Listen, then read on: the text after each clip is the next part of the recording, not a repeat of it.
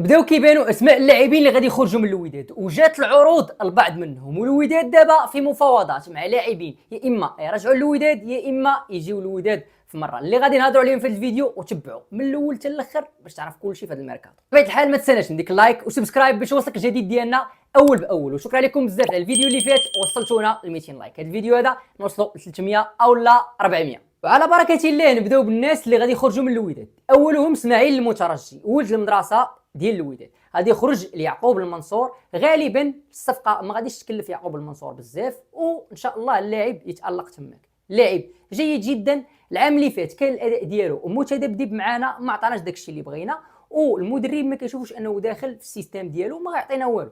دونك من الاحسن انه يخرج حتى هو ياخذ طون جو في رجليه، يحاول انه يكون مزيان. ولد المدرسه نتمنوا ليه كاع الخير. ثانيا اللي هو سيف الدين بوهره، اللي عنده عرض من الماس، ولكن العرض معقد بزاف اذ انه عنده شي فلوس في الوداد، فهو كيقول لك لا انا ما نخرج حتى خاصني ناخذ دوك الفلوس ديالي. وهذا هو المشكل في الصفقه ما بين سيف الدين بوهره والماس والوداد. فكنتمنى انه المشكل يتحل ما بينات هادو ويمشي سيف الدين بوهره للماس اللي كان كيلعب فيها ديجا، علاش لا يتالق فيها حتى هو عادي بالنسبه لي. حركات فكيقولوا انه عنده عرض قطري، ولكن انا ما متاكدش من هذه الهضره. بوطويل عنده عرض من سوتشي الروسي. الوداد باغيه دير واحد الديل مزيان مع سوتشي، هو انه تصيفط بوطويل وتجيب لاعب اخر باش نكونوا مزيانين، ولكن الصفقه حتى هي معقده نظرا لان سوتشي باغيه تشري ما باغياش دير سواب ديل.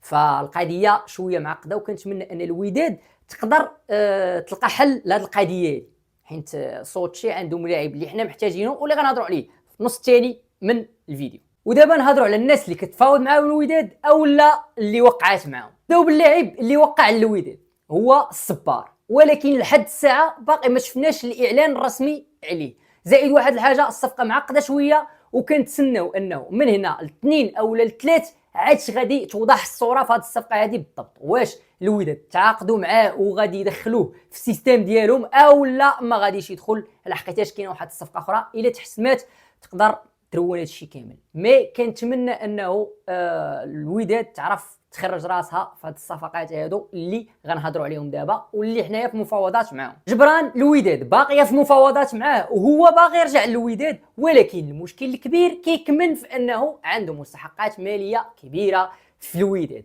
فإلا بغى يرجع للوداد فهو محتاج هذوك المستحقات الماليه ديالو، عادش يهضر معاك في العقد اللي جاي. فهاد القضيه هذه كتثقل الصفقه ديال جبران وكتخليها شويه كتبان صعيبه انه يجي، ولكن حنا كوداد محتاجين لواحد بحال جبران في الميليو تيران اللي غيحركك مزيان واللي غيعطيك واحد الحريه في الميليو تيران اللي حنا كاملين عارفينها الكاليتي ديالو لا تناقش. كنتمنى انه الصفقه ديال جبران تسالي دغيا ويجي، وكذلك يدخل معنا من الاول ديال المعسكر التدريبي. عطيه الله حتى هي الصفقه اللي ممكن ترجع للوداد، ولكن على سبيل سواب ديل، نعطيوهم بوطويل نزيدوهم فلوس ويعطيونا عطيه الله. هذه هي الصفقه اللي الوداد كتفكر انها ديرها، ولكن صوتشي ما باغياش دير هذه الصفقه هذه. مي الوداد غادي تحاول انها تبوشي لذاك الاتجاه باش على الاقل تنقص غير شويه من الفلوس اللي غادي تعطي لصوتشي.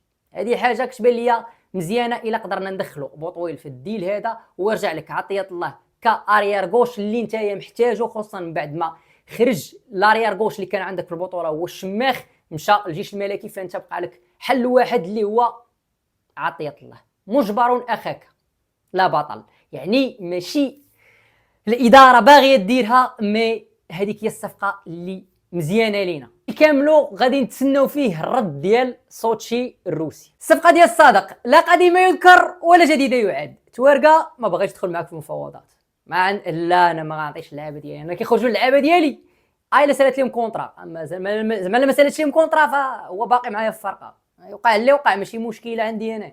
المهم صادق باقي تقدر تجيبو الى حنات فيه توارقه وخرجته لك، اما من غير هذا الشيء فكيبان لي الصفقه بعيده علينا شويه. صادق راه لاعب ممتاز، ولا جا الوداد في هذا العام هذا راه غادي يكون سرقه الموسم في الميركاتو. واخر خبر ريندوم شويه هو الوداد كتسول على محسن بوريغا من اف سي سيون. لحد الساعه انا ما فهمتش ليا الخبر هذا. السيد لعب 22 ماتش، لعب فيهم شي 500 دقيقه، ماركي بيت واحد، الاداء ديالو هبط بزاف، ماشي داك الاداء اللي كان في المغرب الفاسي. ف ما فهمتش كيفاش كنفكروا حنايا. عندنا واحد اوبينغ والهنوري وغنزيدوهم بوريكا، ثلاثه ديال لي بروفيل كيتشابهوا في الهجوم اولي ما مع هاد المدرب. انني نكون قلت لك كل شيء، وهادو هما الاخبار اللي كانوا اللاعبين ديالنا. تهلاو نشوف الفيديو الجاي، وما تنساناش من اللايك وكذلك سبسكرايب. نوصلوا هذا الفيديو هذا ل 300 او 400 لايك. تهلاو نشوف الفيديو الجاي. ديما وداد.